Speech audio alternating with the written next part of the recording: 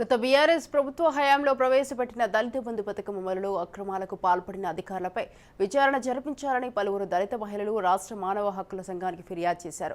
నాగర్ కర్నూలు జిల్లా చారకొండ మండలంలో పైలట్ ప్రాజెక్టుగా ప్రవేశపెట్టిన దళిత బంధు పథకంలో లబ్ధిదారుల నుండి SC corporation executive director Ramlal Nayak కమిషన్లు తీసుకుని అక్రమాలకు పాల్పడ్డారని ఆరోపించారు.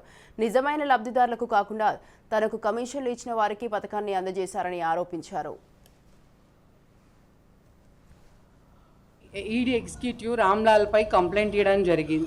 ఆయన గత 10 సంవత్సరాల నుంచి ఒక్కటే పోస్ట్ లో ఉండడానికి కారణమైంది. ఆల్రెడీ ప్రిన్సిపల్ సెక్రటరీ కూడా పెడితే కూడా దానికి కూడా లేదు. ఆయన 100 కోట్లు దళిత బంధు పైన 100 కోట్లకు పైగా స్కామ్ జరిగింది. దానిపైన కూడా విచారణ జరపాలి.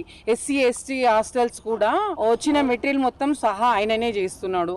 ఆయనకి మరి 10 సంవత్సరాలలో ఇన్ని 100 కోట్ల ఆస్తులు ఎక్కడ వచ్చినాయి, ఎక్కడ ఫంక్షన్ హాల్స్ ఉన్నాయి, ఎక్కడ పెట్రోల్ బంకులు ఉన్నాయి, ఇవన్నిటికీ విచారణ జరపాలి. ఏసీబీ విచారణ జరిపించాలని కోరుకుంటున్నాము. ఇవన్నిటికీ ఆయన విచారణకి హాజరై అన్ని ముందుకు వచ్చి ఆయన అన్ని సబ్జెక్ట్స్ కి క్లారిటీ ఇస్తే బాగుంటుంది. లేకపోతే దీన్ని పెద్ద ఎత్తున తీసుకెళ్లడానికి కూడా మేము రెడీగా ఉన్నాము. దళిత బంధు వచ్చేసి దాదాపు అది ఎవరికి వచ్చింది ఎవరికి రాలే కాదు. తెలంగాణ ప్రభుత్వంలో ఏ దళిత బంధు అని స్కీమ్ పెట్టిండ్రో ఉన్నోళ్ళందరూ అప్లై చేసిరు. వచ్చిన వాళ్ళ దాంట్లో ప్రతి ఒక్క దాంట్లో కమిషన్స్. ఆ కమిషన్స్ వల్లనే ఆయన మొత్తం ఫ్యామిలీ ఒక 10 తరాలు కూర్చొని తినేంత ఆస్తి సంపాదించుకున్నాడు ఆయన. సో ఇవన్నిటికీ విచారణ జరిపించాలనేసి ఏసీబీని కోరుతున్నాం. అవసరమైతే ఎంత దూరమైనా పోవడానికి మేము రెడీ.